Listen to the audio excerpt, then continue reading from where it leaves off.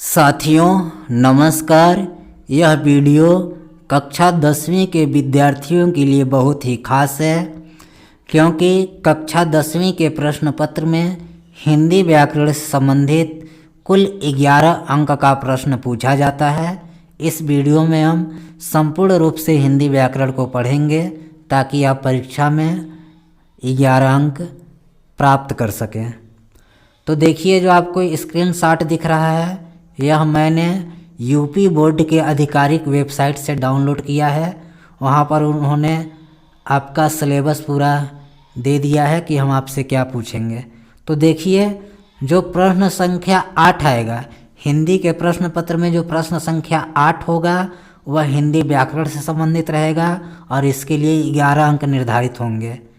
थोड़ा विस्तार से जानिए।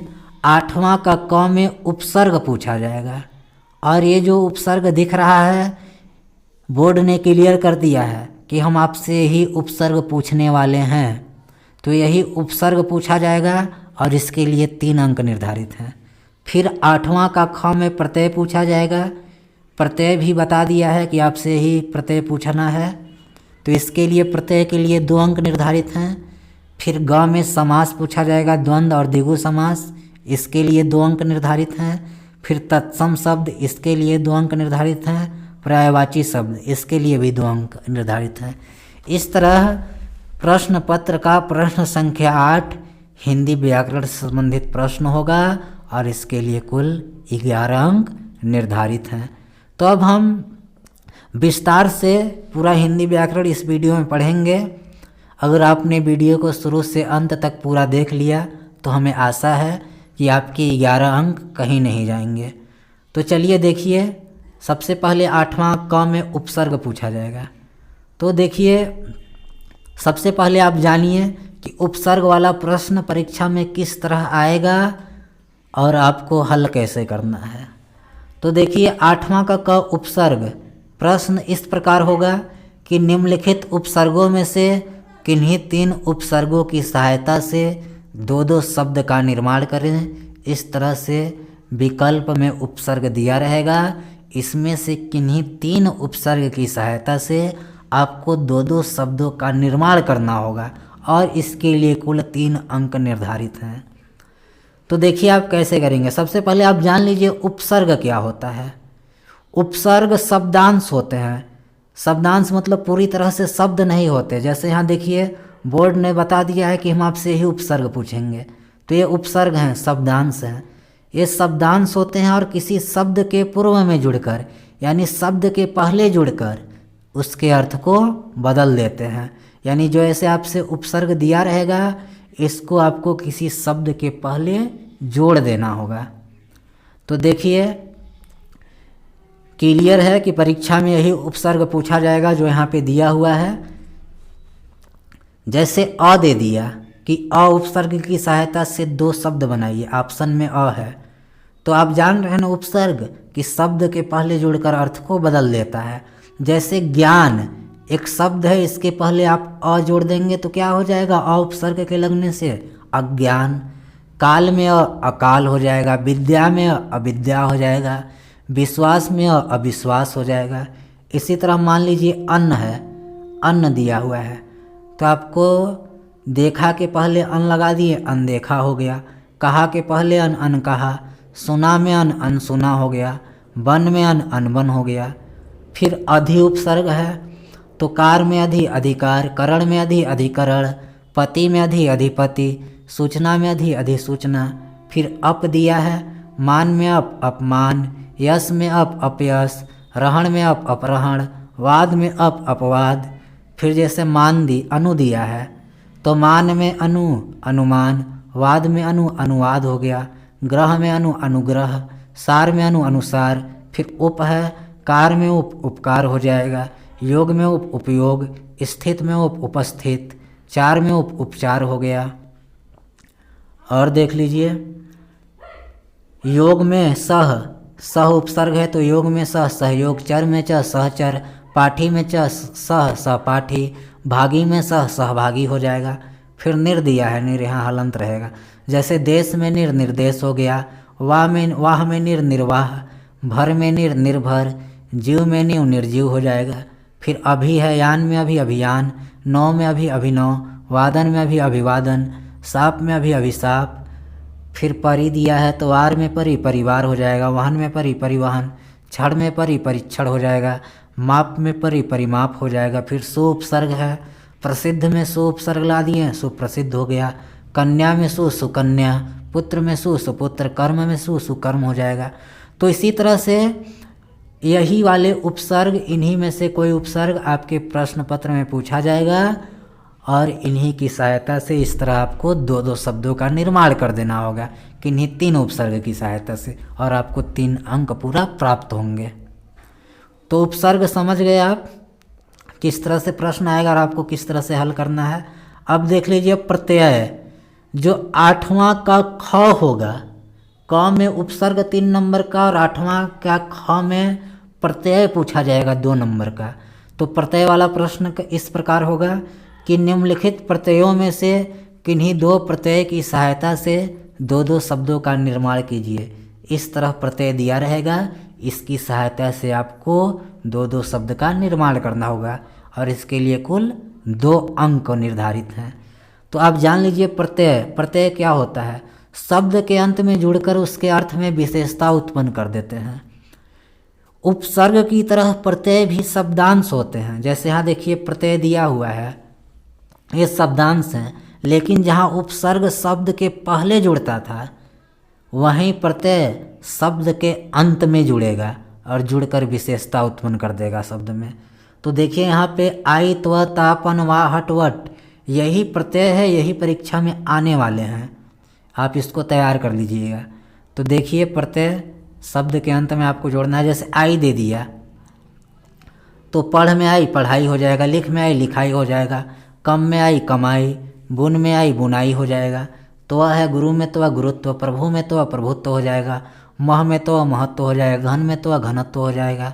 फिर ता दे दिया, कवि में था कविता, एक में था एकता, नैतिक में था नैतिकता, सामाजिक में था सामाजिकता।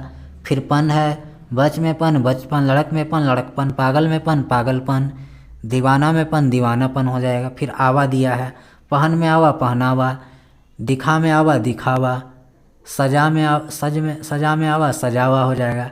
फिर हट दिया है, घबरा में हट घबराहट, बौखला में हट बौखलाहट हो जाएगा। फिर वट है, बना में वट बनावट, लिखा में वट लिखावट, सजा में वट सजावट हो जाएगा। तो अगर इस तरह से यही वाला उपसर्ग इनमें से कोई आपको ऑप्शन में मिलेगा तो इनमें से किन्हीं 2 उपसर्ग की सहायता से आपको इस तरह 2-2 शब्दों का निर्माण कर देना है, तो आपको 2 अंक पूरे प्राप्त होंगे। इस तरह क में उपसर्ग से 3 अंक और ख में प्रत्यय से 2 अंक, कुल 5 अंक हो गए। अब आप देख लीजिए 8वां का ग, यहाँ से आपसे समास पूछा जाएगा और समास पाठ्यक्रम में 2 ही हैं, द्विगु समास और द्वंद्व समास, यही निर्धारित हैं, परीक्षा में यही पूछा जाएगा। तो देख लीजिए समास वाला प्रश्न कैसा रहेगा कि निम्नलिखित में से किन्हीं 2 का समास विग्रह कर समास का नाम लिखिए। समास दिया रहेगा इस तरह से, इनमें से किन्हीं 2 का आपको समास विग्रह करना होगा और समास का नाम लिखना होगा। तो आप सबसे पहले समास जान लीजिए कौन कौन सा पढ़ना है और कैसे पहचानेंगे।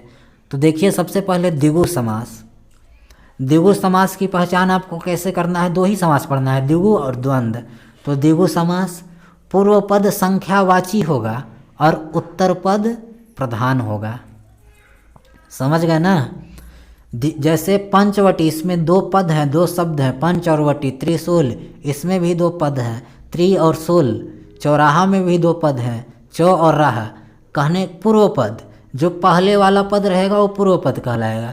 जैसे पंचवटी, तो पंचवटी में पूर्व पद कौन है? पहले वाला पंच, तो ये पूर्व पद हो गया। त्रिशूल में त्रि है, चौराहा में चौ पूर्व पद है, सप्तऋषि में सप्त पूर्व पद है, त्रिफला में त्रि पूर्व पद, नवरत्न में 9 है, नवग्रह में 9 पूर्व पद है।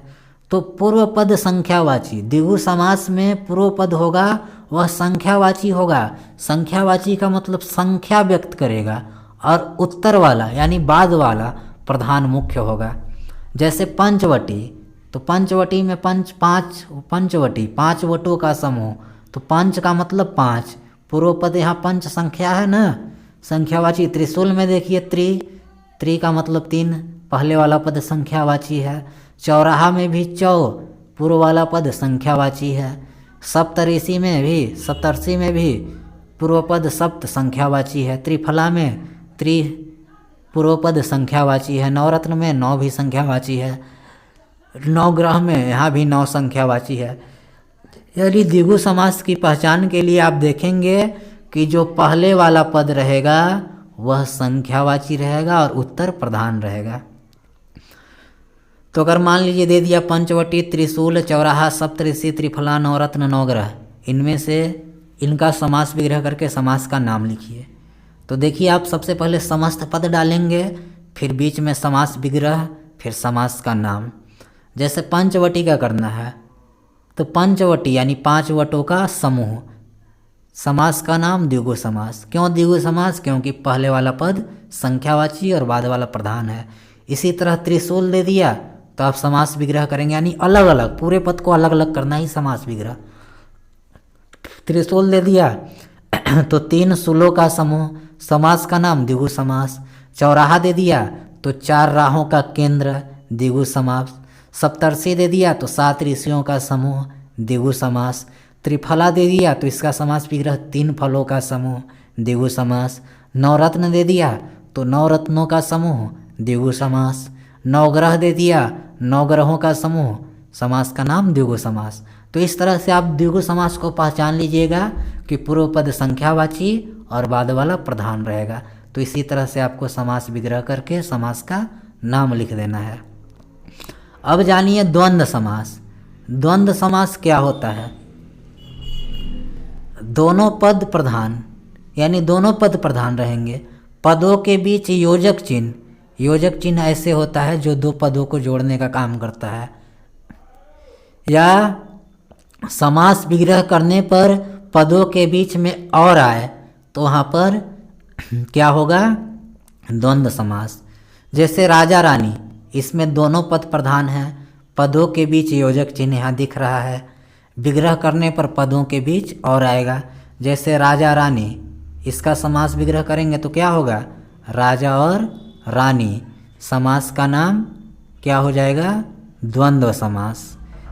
इसी तरह अगर हम पिता पुत्र दे दिया तो देखिए दोनों पद एक जैसे हैं, प्रधान हैं, बीच में योजक भी है, और विग्रह करेंगे तो और आएगा। पिता और पुत्र का विग्रह करेंगे तो पिता और पुत्र, समास का नाम द्वंद्व समास। चराचर, यहाँ देखिए योजक चिन्ह नहीं है लेकिन यह द्वंद्व समास है। क्यों? क्योंकि जब चराचर का आप समास विग्रह करेंगे तो चर और अचर होगा, चर और अचर, बीच में और आया ना, और समास का नाम हो जाएगा द्वंद्व समास। तो ये हम पहचानने के लिए लिख दिए हैं, आप इस तरह पहचान सकते हैं। राधा कृष्ण दिया तो राधा और कृष्ण, समास का नाम द्वंद्व समास। अन्न जल, तो इसमें योजक चिन्ह दिख ही रहा है, द्वंद्व समास है, समास विग्रह अन्न और जल। जीत हार, जीत और हार, समास का नाम द्वंद्व समास हो जाएगा। लाभ हानि, लाभ और हानि, समास का नाम द्वंद्व समास। सुरासुर, इसमें योजक चिन्ह नहीं है लेकिन जब समास विग्रह करेंगे तो दोनों पदों के बीच और आएगा। सुर और असुर, समास का नाम द्वंद्व समास।